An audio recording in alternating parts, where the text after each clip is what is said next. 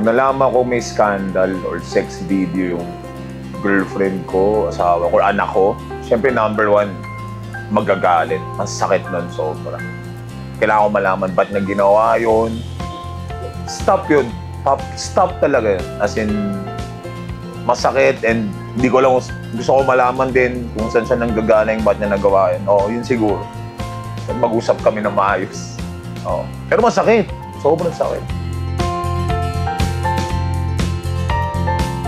Kung ako nag-aartista ngayon, siguro, since RN naman ako and pag-aaral ako mabuti, maging basta hospital, medical, kung ano man.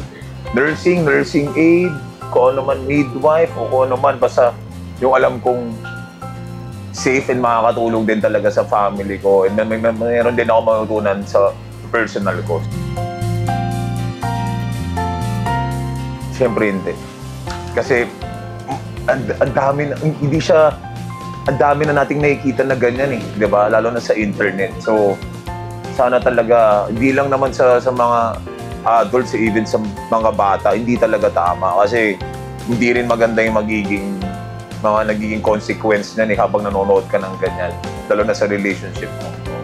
Hello mga kapuso, ako po si Pancho Magno and panoorin nyo po ang Anak Kong Pornstar, magpakailanman.